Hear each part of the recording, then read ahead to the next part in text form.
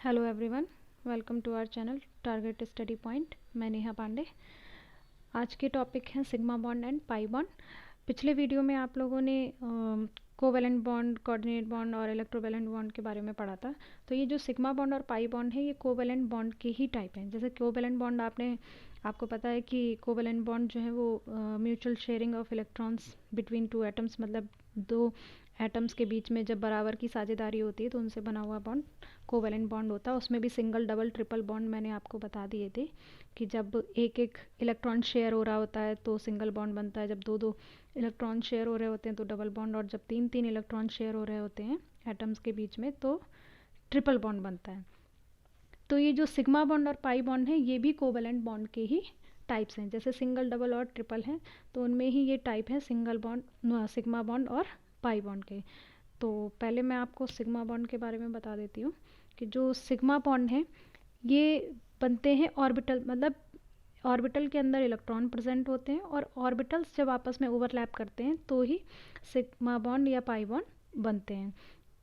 तो sigma bond जो है, इनका जो मेन पॉइंट है कि ये किस तरीके से फॉर्म होते हैं, तो ये ऑर्बिटल्स की जो एटॉमिक ऑर्बिटल्स होते हैं उनकी एंड टू एंड ओवरलैपिंग से फॉर्म होते हैं। मतलब जो कक्षक होते हैं, परमाणु कक्षक होते हैं, जब उनके सिरे से सिरे का अतिव्यापन होता है तो उनसे बना हुआ बंध सिग्मा बॉन्ड यानी कि सिग्मा बंध कहलाता है। तो ये जो है सिग्मा बॉन्ड 3 टाइप की ओवरलैपिंग करते हैं, तो इनकी ओवरलैपिंग के बारे में आपको बता देती हूँ मैं।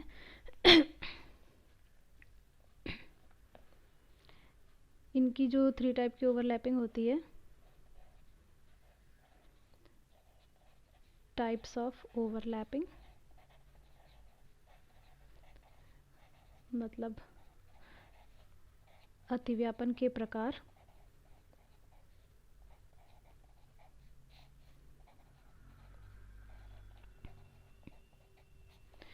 तो सिग्मा बॉन्ड के ओवरलैपिंग के बारे में बताती हूँ कि सिग्मा बॉन्ड किस तरीके की ओवरलैप करते हैं।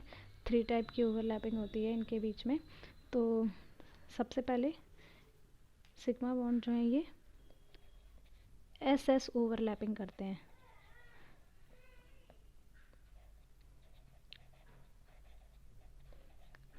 एस ओवरलैपिंग मतलब एस अतिव्यापन। यहाँ पे जो एस लिया गया है ये ऑर्बिटल्स के लिए ही है, जो एसपीडीएफ ऑर्बिटल होते हैं। तो जब एस ऑर्बिटल आपस में मिलते हैं तो उनसे बना हुआ बॉन्ड सिग्मा बॉन्ड होता है, यानी कि एस ओवरलैपिंग करके जो बॉन्ड बनते हैं वो सिग्मा बॉन्ड होते हैं। तो यहाँ पे आप देख रहे हैं कि एस ओवरलैपिंग का मतलब ये हुआ कि ऐसा इसमें कोई एग्जांपल होना चाहिए जिसमें दोनों ही एटम जो हों उनके outermost shell s orbital हो। जैसे कि आपको बता चुकी हूँ कि जो एस ऑर्बिटल होते हैं उनका शेप जो है वो स्फेरिकल होता है। ये एस है, ये भी एस है। तो जब ये आपस में ओवरलैप करते हैं तो इनके बीच में इस तरीके से जो ओवरलैपिंग होती है तो इससे बना हुआ बंध ये सिग्मा बॉन्ड को बोलते हैं। तो एग्जाम्पल के लिए जैसे कि मैंने आपको बताया कि एग्जाम्पल इसमें ऐसा है, कोई एग्जाम्पल होना चाहिए जिसके जो आउटर मोस्ट शेल हैं उसमें दोनों ही एस ऑर्बिटल हों। तो यहाँ पे हम एग्जाम्पल हाइड्रोजन मॉलिक्यूल का ले लेते हैं।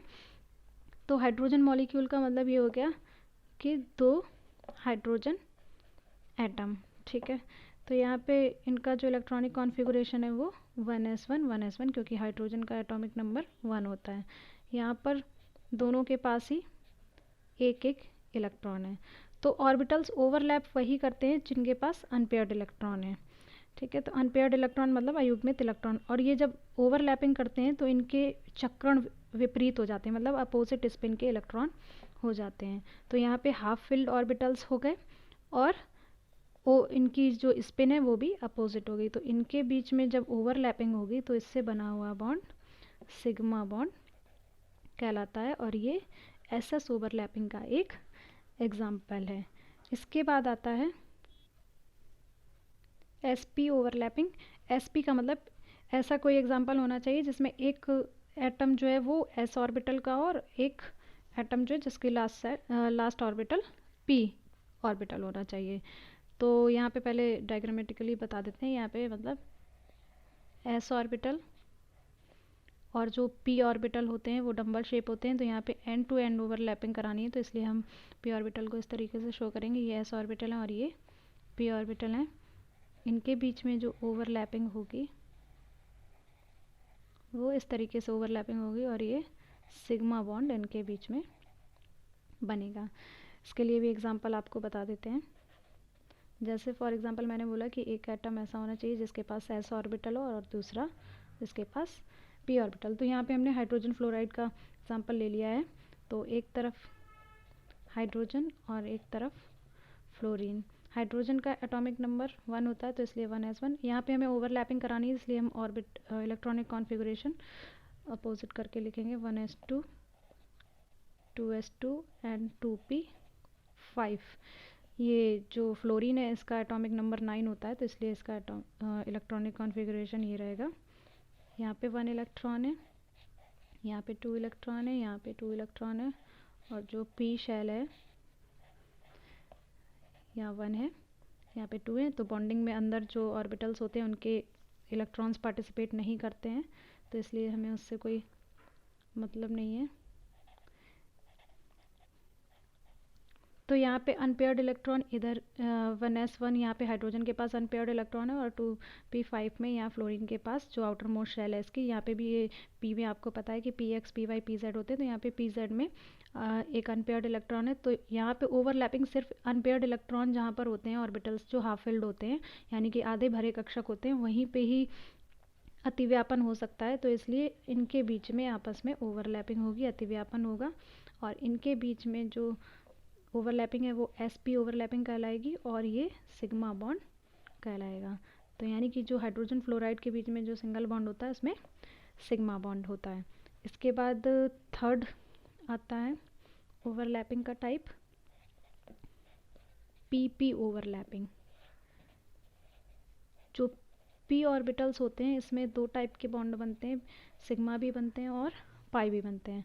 तो यहाँ पे पहले सिग्मा बॉन्ड की बात करते हैं कि जो pp ओवरलैपिंग का मतलब कि जब p ऑर्बिटल्स आपस में ओवरलैप करते हैं, मिक्स होते हैं।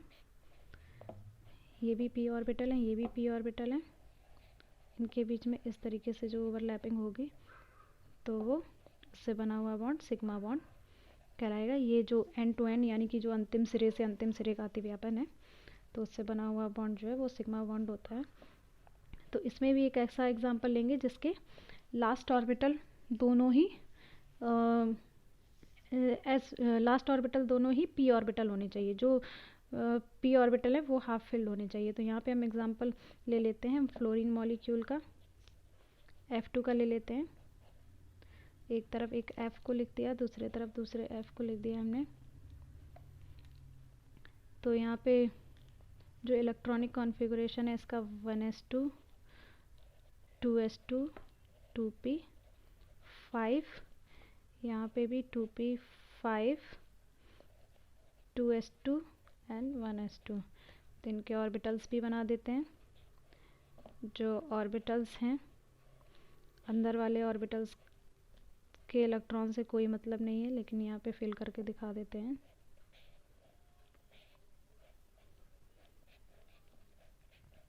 वन एस में 2 2s में 2, यहाँ 1 2 3 4 5 हाफ फिल्ड pz है, यहाँ पे भी 1।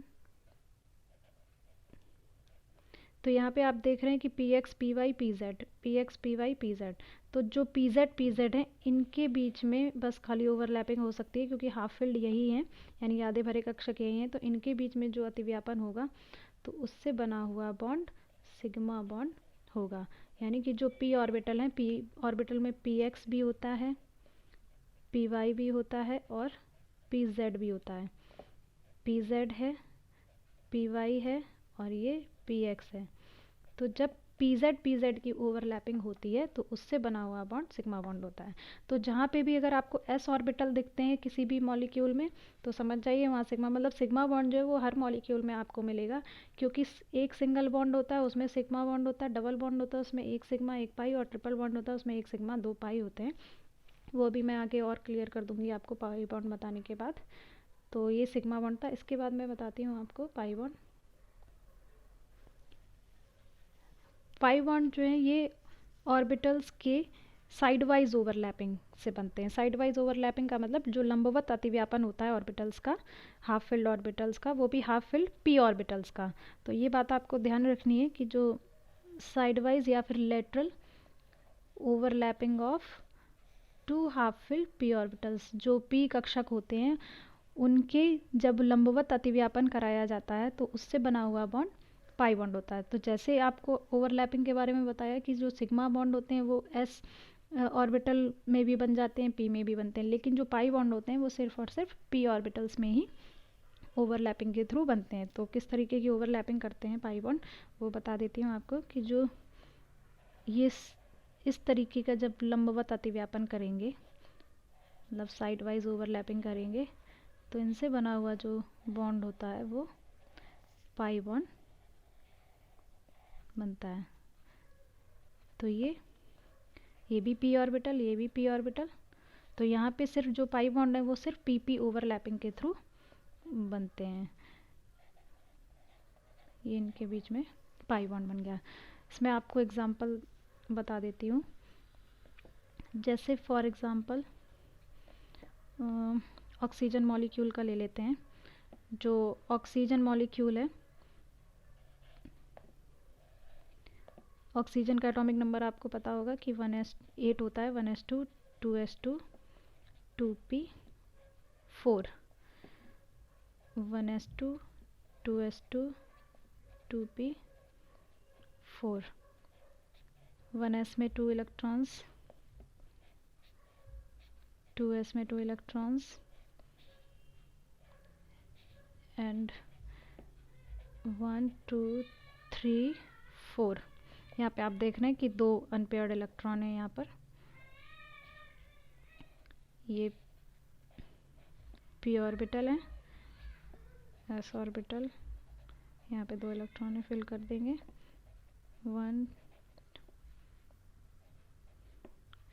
ये अपोजिट स्पिन का रहेगा क्योंकि ओवरलैपिंग करने जा रहा है। तो यहाँ पे आप देख रहे हैं कि जो p x p y p z हैं, पी एक्स पी वाई और ये p z, p x p y and p z. तो आपको ये मैंने पहले ही बताया कि जब पी जेड ओवरलैपिंग मतलब जब ऑर्बिटल का सिरे से सिरे का अतिव्यापन होता है, एंड टू एंड ओवरलैपिंग होती है, तो उससे बना हुआ बॉन्ड तो पहले तो यहाँ पे सिग्मा बॉन्ड ही बनेगा। मतलब सारे ही मॉलिक्यूल जितने भी उनमें सिग्मा बॉन्ड तो ज़रूर ही बनेगा जहाँ भी कोवेलेंट बॉन्ड है। उसके बाद जो अनपेयर्ड इलेक्ट्रॉन पी वाई में है, तो जब पी वाई ओवरलैपिंग करेंगे तो ये साइड वाइज ओवरलैपिंग होगी, यानी कि लंबवत अतिव्यापन होगा, और यहाँ पर सिग्मा बॉन्ड पाई बॉन्ड बनेगा। यहाँ पे सिग्मा बॉन्ड बना पी जेड की ओवरलैपिंग से, और पी वाई की ओवरलैपिंग से पाई बॉन्ड बनेगा। तो इसीलिए जो ऑक्सीजन मॉलिक्यूल होता है इसमें आपने देखा होगा डबल बॉन्ड होते हैं, तो इसमें एक सिग्मा एंड एक पाई बॉन्ड होता है। इसके बाद मैं एक एग्जांपल और आपको देती हूँ। N2 मॉलिक्यूल का एग्जांपल ले लेती हूँ। कभी कभी ये एक नंबर में इस तरीके से पूछ लिए जाते हैं कि N2 मॉलिक्यूल में कितने सिग्मा कितने पाई बॉन्ड है, या किसी भी मॉलिक्यूल में पूछ लिए जाते हैं। तो N2 मॉलिक्यूल का बता देती हूँ आपको। जो N2 मॉलिक्यूल है, यहाँ पे 2 नाइट्रोजन पहले लिख लेते हैं। नाइट्रोजन का एटॉमिक नंबर 7 होता है, यानी कि 1s2 2s2 2p3, 1s2 2s2 2p3, 1s में 2 इलेक्ट्रॉन्स, 2s में 2 इलेक्ट्रॉन्स एंड 2p में 3 इलेक्ट्रॉन्स हैं, वो भी अनपेयर्ड इलेक्ट्रॉन्स। यहाँ भी ये ओवरलैप करने जा रहे हैं, इसलिए अपोजिट स्पिन का इलेक्ट्रॉन।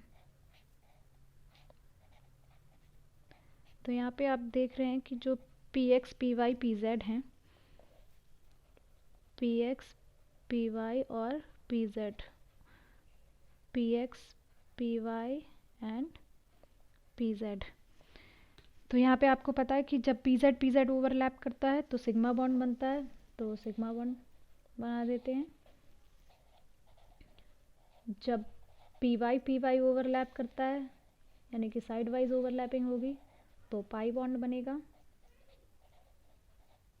और जब पी एक्स मिलेंगे तो भी पाई बॉन्ड बनेगा, यानी कि पी एक्स और जब पी वाई ओवरलैप करते हैं तो पाई बॉन्ड बनता है, और जब पी जेड ओवरलैप करते हैं तो सिग्मा बॉन्ड बनता है। तो इसलिए जो नाइट्रोजन मॉलिक्यूल है इसमें ट्रिपल बॉन्ड होता है, जिसमें से एक सिग्मा एंड 2 पाई बॉन्ड होते हैं। तो इस तरीके के कुछ क्वेश्चंस पूछ लिए जाते हैं कभी कभी कि कैलकुलेट करना है कि किसी भी मॉलिक्यूल का दे दिया गया कि उसमें कितने सिग्मा कितने पाई बॉन्ड हैं, तो उसके लिए जो है आपको मैं बता देती हूँ कि जैसे for example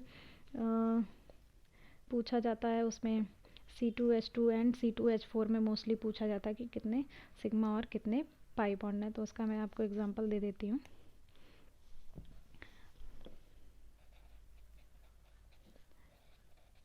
C2H2 and C2H4, इसमें पूछ लिया जाता है कि कितने सिग्मा और कितने पाई बॉन्ड हैं। तो इसके लिए सबसे पहले क्या करना है कि C2H2 और C2H4 को हमें पहले इसका स्ट्रक्चर बनाना होगा, इसके बॉन्ड शो करने होंगे। तो यहाँ पे 2 कार्बन है, तो सबसे पहले हमें 2 कार्बन लिख लेने हैं। यहाँ पे 2 हाइड्रोजन है, तो दोनों ही हाइड्रोजन को दोनों कार्बन के साथ जोड़ देना, क्योंकि आपको पता है कि हाइड्रोजन सिर्फ सिंगल बॉन्ड ही बना सकता है। और जो कार्बन होता है, कार्बन की वैलेंसी 4 होती है, तो ये अपने 4 बॉन्ड पूरे करता है। इसके 4 बॉन्ड पूरे करने के लिए यहाँ पे इसके पास अभी सिर्फ एक बॉन्ड है, यहाँ पे भी एक ही बॉन्ड है, तो ये अपनी वैलेंसी पूरी करने के लिए बीच में 3 बॉन्ड्स यहाँ पे रहेंगे। तो अब आप यहाँ पे काउंट कर सकते हैं कि कितने सिग्मा और कितने पाई बॉन्ड हैं। तो जहाँ पे सिंगल बॉन्ड है वहाँ पे एक सिग्मा होता है, यहाँ पे भी सिग्मा है, और यहाँ पर जहाँ पे ट्रिपल बॉन्ड है वहाँ पे एक सिग्मा एंड 2 पाई बॉन्ड होते हैं।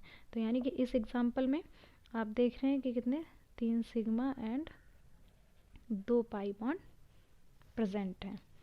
दूसरा एग्जाम्पल बता देती हूँ। दूसरे एग्जाम्पल में आप देख रहे हैं यहाँ पे C2H4 और C2H4 है, तो यहाँ पे सबसे पहले आपको 2 कार्बन लिख लेने हैं। दोनों ही कार्बन को हम हाइड्रोजन के साथ जोड़ देंगे। तो यहाँ पे जो दोनों कार्बन है इसके पास अभी 2 बॉन्ड है, तो इसको अभी 2 बॉन्ड की और ज़रूरत है, तभी वैलेंसी इसकी पूरी होगी। तो यहाँ पे डबल बॉन्ड रहेगा। अब यहाँ पे भी आप काउंट कर सकते हैं कितने सिग्मा कितने, जहाँ पे भी सिंगल बॉन्ड है वहाँ पे सबसे पहले सिग्मा आप लिख दीजिए। तो यहाँ पे सिग्मा, और जहाँ डबल बॉन्ड है वहाँ पे एक सिग्मा एंड एक पाई। तो इसका आंसर क्या हो गया कि 5 सिग्मा एंड 1 पाई बॉन्ड। तो ये इस तरीके से कोई भी क्वेश्चन अगर आपसे पूछा जा रहा है तो आप उसको पहले पूरा स्ट्रक्चर बना लेंगे और स्ट्रक्चर बना के बॉन्ड काउंट कर लेंगे। तो ये आपको ध्यान रखना है कि जो सिंगल बॉन्ड है वहाँ पर एक सिग्मा बॉन्ड, जहाँ पे डबल बॉन्ड है वहाँ पे एक सिग्मा एक पाई बॉन्ड, और जहाँ पर ट्रिपल बॉन्ड है वहाँ पर 1 सिग्मा एंड 2 पाई बॉन्ड होते हैं। अच्छा, एक क्वेश्चन और पूछा जाता है ये सिग्मा बॉन्ड और पाई बॉन्ड से रिलेटेड, कि सिग्मा और पाई बॉन्ड में कौन सा ज़्यादा बॉन्ड मजबूत बॉन्ड होता है, मतलब कौन सा स्ट्रॉन्ग बॉन्ड होता है। तो ये आपको याद रखना है कि जो सिग्मा बॉन्ड होते हैं वो ज़्यादा स्ट्रॉन्ग बॉन्ड होते हैं, क्योंकि जब सिग्मा बॉन्ड ओवरलैप करते हैं तो वो उनका जो ओवरलैपिंग का एरिया होता है वो ज़्यादा होता है, मतलब जो अतिव्यापन की मात्रा होती है वो डिपेंड करती है, मतलब जो बॉन्ड की स्ट्रेंथ होती है वो डिपेंड करती है ओवरलैपिंग के एक्सटेंट पर। जितना ज़्यादा ओवरलैपिंग होगी उतना ही ज़्यादा बॉन्ड मजबूत बनेगा। तो इसलिए जो सिग्मा बॉन्ड होते हैं वो अतिव्यापन यानी कि ओवरलैपिंग ज़्यादा करते हैं, तो इस वजह से सिग्मा बॉन्ड मजबूत होते हैं, और जो पाई बॉन्ड होते हैं वो सिग्मा बॉन्ड के कंपेयर में वीक होते हैं, क्योंकि उनमें एरिया ओवरलैपिंग का कम कवर हो पाता है। तो इस वजह से सिग्मा बॉन्ड मजबूत होते हैं। आई होप आपको ये सिग्मा बॉन्ड और पाई बॉन्ड समझ में आ गए होंगे। Thank you for watching this.